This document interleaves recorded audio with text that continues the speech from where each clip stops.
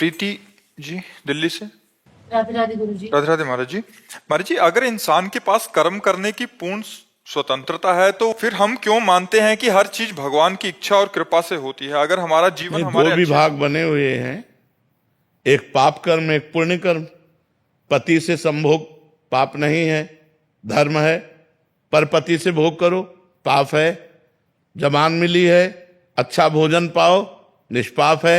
मांस मछली खाओ पाप है। तो डिपार्टमेंट दो कर दिए गए हैं ना जगत के, तो उसके हिसाब से हमें चलना होगा।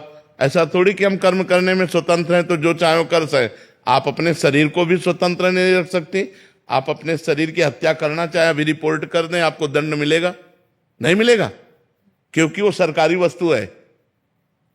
तो ये भागवतिक जगत, इसमें दो विभाग हैं, एक बुरा और एक अच्छा। हम अच्छे को स्वीकार करने के लिए इंसान हैं, हम राक्षस नहीं हैं कि हम बुरे को स्वीकार करने लगे। महाराज जी, अगर हमारा जीवन कर्मों से बना है तो उसमें भगवान की क्या भूमिका है?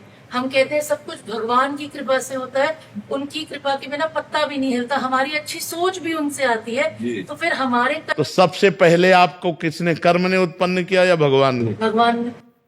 ठीक है। कर्मों का विधान किसने बनाया? भगवान ने। ठीक है। आपको मनुष्य जन्म किसने दिया? भगवान ने। कर्म से नहीं कह सकती, क्योंकि भैंस बनकर, कुत्ता बनकर, सुअर बनकर हमने ऐसे कर्म नहीं किए कि सर्वोत्तम मनुष्य देह प्राप्त किए। इसके लिए आता है शास्त्र में, कबहू का करी करुणा नर देही देत ईश बिनु हेतु सनेही। कभी कृपा करके भगवान मनुष्य शरीर देते। संस्कृति माज बरियाई के पायो मानुष देह वृथा कत डार। संस्कृति के चक्र को रोक कर बीच से निकाल लिया और भगवान ने कृपा कर मुझे मनुष्य जन्म दिया, अब अपना उद्धार कर लो। आप यहाँ वृंदावन आई अपने कर्म से नहीं, श्री राधिका कृपा बिनु सबके मनन अगम। किशोरी जी की कृपा से आई। आप साधु संग प्राप्त किए अपने कर्म से नहीं। अब मोहि भाव भरोसा हनुमंता बिनु हरि कृपा। सब कुछ ये जो भागवतिक मिल रहा है ये भगवान की कृपा से मिल रहा है। इसमें हमारे कर्म नहीं, इसमें भगवान की कृपा से। साहिल ठाकुर जी पानीपत से। श्री हरिवंश। श्री हरिवंश महाराज जी। महाराज जी, आपके चरणों में दंडवत प्रणाम। महाराज जी, शरणागत को प्रतिकूलता को कृपा ही समझना चाहिए। महाराज जी, यदि प्रतिकूलता में कृपा है तो उसमें कृपा का अनुभव कैसे करें? जीवन में बहुत प्रतिकूलता आ रही है। पहले भजन करो, नाम जप करो, शास्त्र स्वाध्याय करो, संतों के प्रवचन सुनो, तो बुद्धि थोड़ा पवित्र हो तब वो समझ पाएगी। प्रतिकूलता में भगवान के सानिध्य का अनुभव होता है यदि हम भजन करते हैं।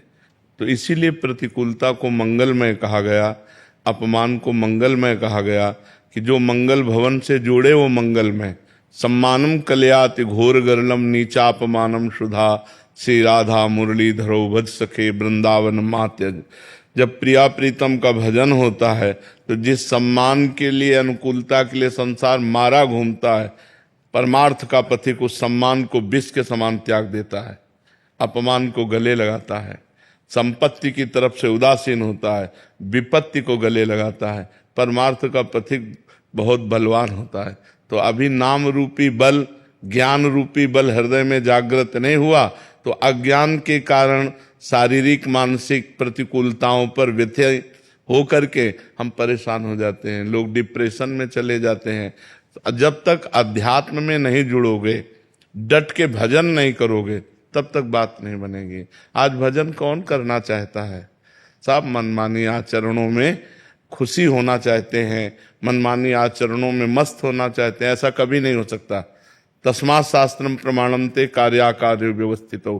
कार्य और अकार्य की व्यवस्था शास्त्र के अनुसार जब हो और खूब भजन हो तो अभी आनंद आ जाए, हृदय शीतल हो जाए, मस्ती आ जाए, जिसे मस्ती कहते हैं।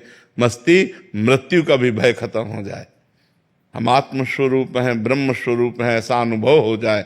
जब तक शास्त्रों का स्वाध्याय नहीं, संत गुरुजनों की आराधना नहीं, खूब डट के भजन नहीं, तो अध्यात्म के प्रवचन सुन लीजिए भर, लाभ थोड़ी ले पाओगे।